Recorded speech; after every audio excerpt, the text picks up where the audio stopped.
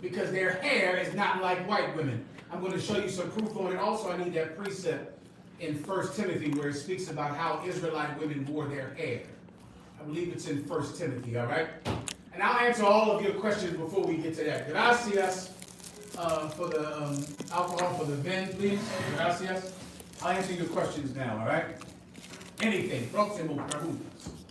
Tom, some questions in the chat. The sister asks, Salak is certified May, is surrogacy lawful for us? Surrogacy, speaking about having a child for someone else, there is no law against surrogacy. But when she's saying surrogacy, I'm assuming she means a woman who has a child implanted in her, I guess? Right, sir, just a moment. Hold on one second. Shalom. Hello? Sound having a problem? Sir. Okay, I believe that's what the call was about, is the sound. The sound was off, I think, the whole damn time. No, Oh, no. Switch the Oh, I'm sorry. Okay, no sweat. So we'll work the sound. Just let me know when you want me to begin. I'll drink until then, all right? Call the conference. Everything should be loud now, sir.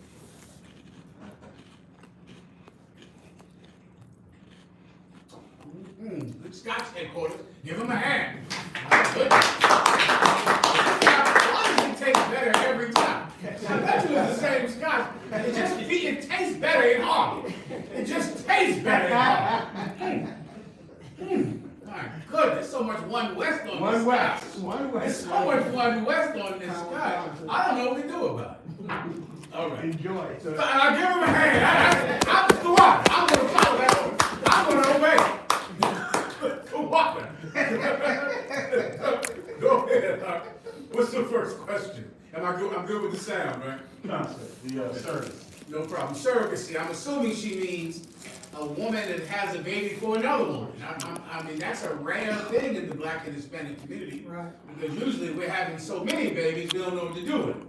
But if you're asking me simply, can you have a baby, I'm assuming in vitro fertilization or some type of expensive thing that white women do, it's not unlawful. So if you would like to do it, you can. However, let me give you some suggestions. There are so many children in the Black and Hispanic community that need parents. That's right. There's a lot of them. So now, if I was thinking about having a child for someone else, I would really consider, if I was the person who needed a surrogate, if I was the person that was a husband of a wife who could not have children, I would absolutely explore being a foster parent or being an adoptive parent to one of these children, brother. Because our oppressor and these LGBT relationships, they're adopting our children. These women who are LGBT are adopting our children, and coincidentally, the children they adopt don't know what sex they are. They don't know what gender they are. Rosie O'Donnell has, I think, 3 kids, all of them gay. All of them gay. Now, in her mind, does she think that's a coincidence? Right? You're going to raise a gay child because the parents are gay, and really what you think is sexuality is just a child trying to mimic what they see around the house. That's all it is. You can choose someone's sexuality out. It's not difficult. In your mind, sexuality is like hardwired into your brain. So if you're attracted to the same sex, you think, oh, this is how I was born. Come on now, look at your environment, man. Look at what you watch on TV or internet, the things you saw your mother do, the same things you saw your father do. Some oppressor chose your sexual preference. They chose it for you. Well, with that in mind, if you can have children, Lord knows we need mothers out here. We need them. The children are here. The children are stocked up in these foster care and the foster care system.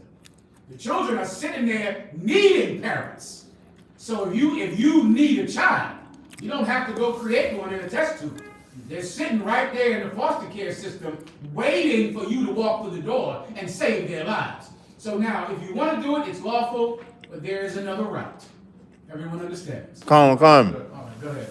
Slide, sir. If you recall the recent story where there was an LGBTQ couple that adopted children, and it turned out they were just raping them every day. How did I forget? I did not send that one to you. I totally slipped my mind. What the warrior is saying is absolutely true. These two oppressors, these two men, they were LGBT. They went and they're adopting children, and they're adopting the children and sexually assaulting the children. Now, come on now. And what did you think was going to happen? You have a ton of deviants who have money.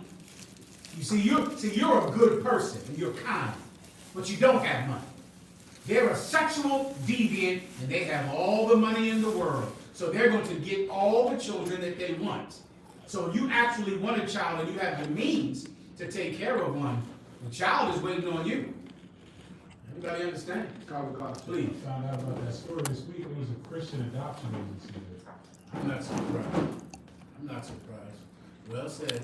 Go ahead. Be in deep.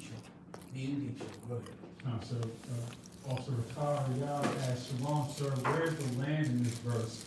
Isaiah 18:1, woe to the land shadowing with wings, which is beyond the rivers of Ethiopia. Say it one more time. Woe to the land shadowing with wings, which is beyond the rivers of Ethiopia. I'm about 80% sure, 80% sure, but I can't quite recall enough to teach it. I want to say it's Babylon, but I cannot verify that. All right? I can't verify that. Let me just check with Command and Journal, Your Honor, before I teach it, okay? Please, paciencia. Go ahead. Brother asks, Salaki, sir, if you could lend me your wisdom, can you break down Solomon 1 and 6 through 8 about Rashad the water? No problem. Go ahead and read it, please. Come. I'll slide it to the side so I can see the brother. Solomon, chapter 1, verse 6. Look not upon me, because I am black, because the sun has looked up upon me. What was this particular question about this? Seemed like you said that. Seemed like you said a question. Come on. Go ahead. Just ask for a breakdown. Okay, read it again. Come. Song of Solomon, chapter 1, verse 6. So what you might need first is to understand what the Song of Solomon is. The Song of Solomon is a love song. So just think about an old school R&B love song. All right. That's what this is. It's the Song of Solomon. The difference is that it's a love song that's not a duet, but I don't know what you would call it, with one man and multiple women. It's a song between one man and multiple women. So it's like a chorus.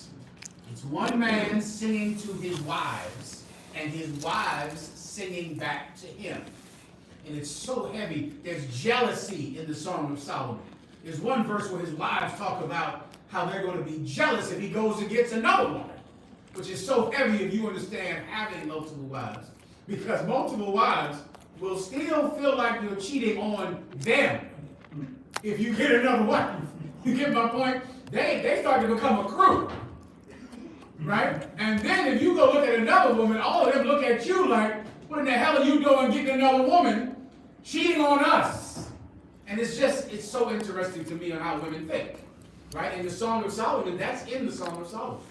When these women talk about how he's going around this new girl, he over there in her garden, and he's checking her out, spending time with her, and they don't like it. And they're going to be jealous, and this jealousy might cause them to hurt somebody. And that's in the Song of Solomon. If you look up the word jealousy, I can read it for you. 1 for 1. All you need to know is this is a love song. This is one part of the love song, and I will explain it to you. Go ahead. Verse 6. Look not upon me, because I am black. This is Solomon saying, don't look at me because I am black. Solomon is talking about how he looks. He's very dark. Solomon was a very dark-skinned man. Kadar. Keep going. Come. Because the sun has looked upon me. Don't look upon me because I'm black, because the sun has looked upon me. I think today they use the term melanin to describe that process. He knows that he's dark like the sun. The sun has looked on him, and that's why he's so dark. Don't look at me because I'm so dark. That's negro. He's so dark, the sun has looked at him. That's how he got so dark. Keep going. My mother's children were angry with me. Keep going. They made me the keeper of the vineyards. His mother's children couldn't stand him. They hated him, right? His mother's children. They made him the keeper of the vineyards, meaning imagine a big family full of children, because your father has a lot of children, because your father is King David and has a lot of wives. So your older brothers make you the keeper of the vineyard, which is like gardening duty, farming, agricultural duty. And they make you go out there and keep those vineyards, and a vineyard is a grapevine. You have to be the one out there, and those grapevines have to be tended to. You gotta wrap them a certain way, make them grow on, certain ropes or trees, and trim them a certain way for the grapes to be as full as they can be. So they didn't like him, they couldn't stand him, and they made him go do that hard work. Continue. Come. But my own vineyard have I not kept. But his own vineyard have he not kept. Now see, young brothers who don't know how to get tail, let me explain to you what this is. This is game. This is poetry. You have to learn how to talk to a woman. You've got to learn it. It's something that if you want a woman, it's a skill that you don't want to miss. Okay, you'll think other things are skills. You think hitting them over the head is a skill. You think lying to them is a skill. That's your skill. This skill is just saying, that's my car, and it is not. You understand? I have a job here, and you don't. I don't have a woman, and you do. You think lying is the skill to get a woman. It's not a skill. This is poetry. It's poetry. He's saying, when I was a kid, I had to work the field. I had to work my older brother's vineyard. But here I am, and I'm not working my own. Oh, that's game, young brother. Do you know what he's talking about? He's saying, I haven't been spending enough time with you. Back when I was a kid, I had to work the vineyard. I worked somebody else's field. Now that I have a field, I'm not working it like I should be. I pray you understand. Lo entiendes. Keep going. Verse 7. Tell me, O thou whom my soul loveth. So he's talking to them. Tell me, thou whom my soul loveth. It's like saying, tell me, beloved. Or tell me, loved one. Tell me whom my soul loveth. Keep going. Is this the question, or am I past the question? Am I still in the question? Verse 8. Verse 7. Verse 8 is the end. Okay, go ahead. Where thou feedest, where thou makest thy flock to rest at noon. Okay, I'm not quite. I gotta read it with you. 1 second. Where are we at? Song of Solomon, chapter 1, verse 7. Stand by. Song of Solomon, chapter 1.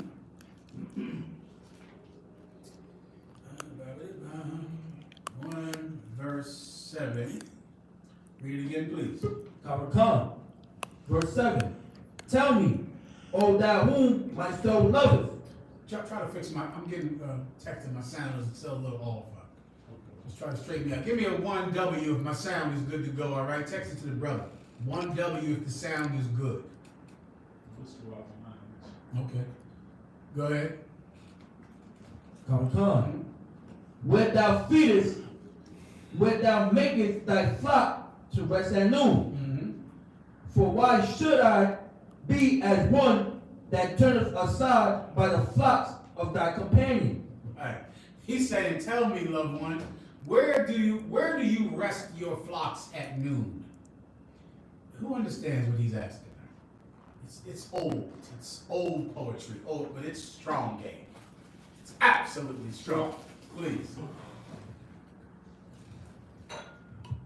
Like I said, you please repeat it.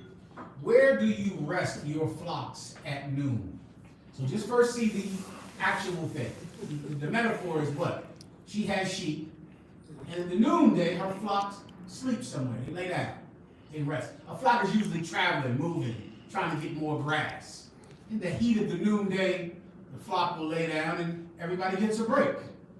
So in essence, where do you take your noonday break? Please. Where do you allow your personal responsibility to be able to fully rest? You're right there. You're right there. Please, officer, in the back. You're right there. You're correct. The next verse might bring it home for everyone. Go ahead. What he's saying is he's asking her, where do you hang out at when you have some time?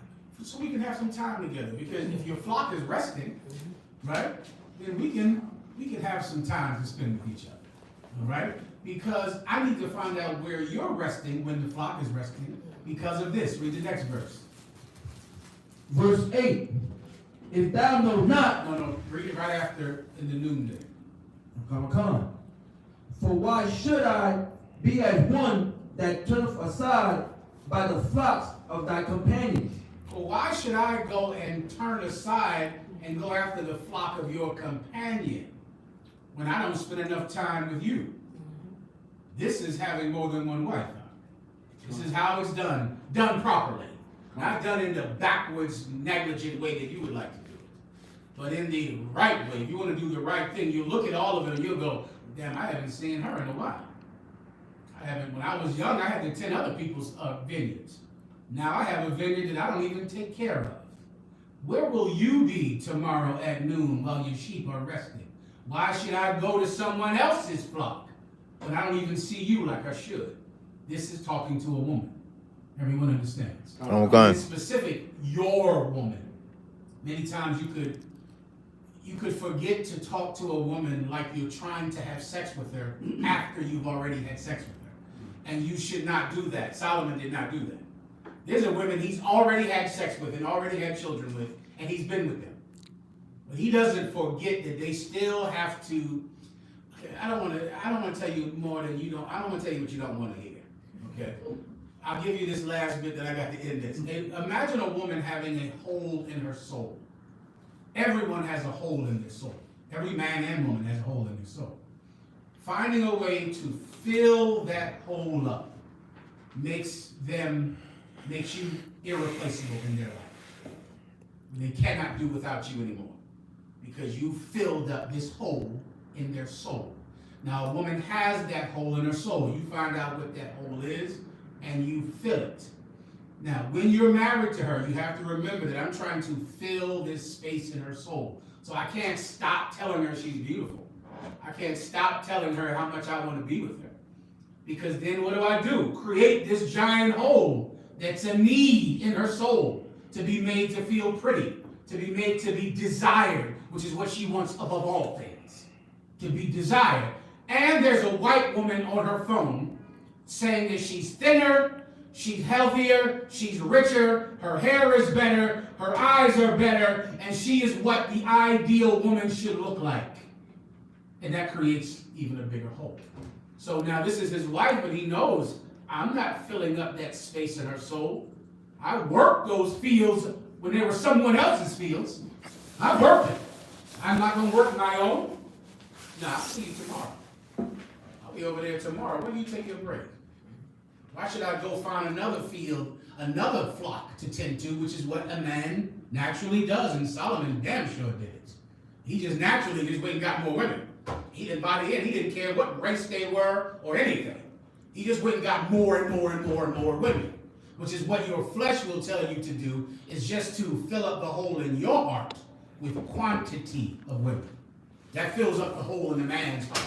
Because the more women you have sex with, what do you feel? You feel like you're a man now, don't you? Because you're able to go and get more and more sex, more and more women. You meet new women and new women and new women. And that kind of makes you feel like maybe you're not the punk that your father said you were, or that your mother said you were, or that you felt like in high school, because you're able to have a new conquest of women every, 2 months.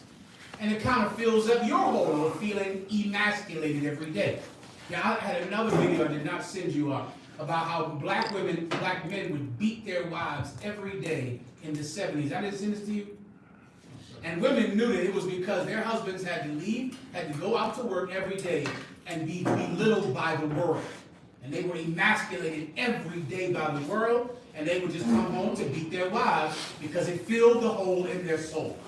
I'm going to try to get this to you briefly as soon as I answer this question, all right?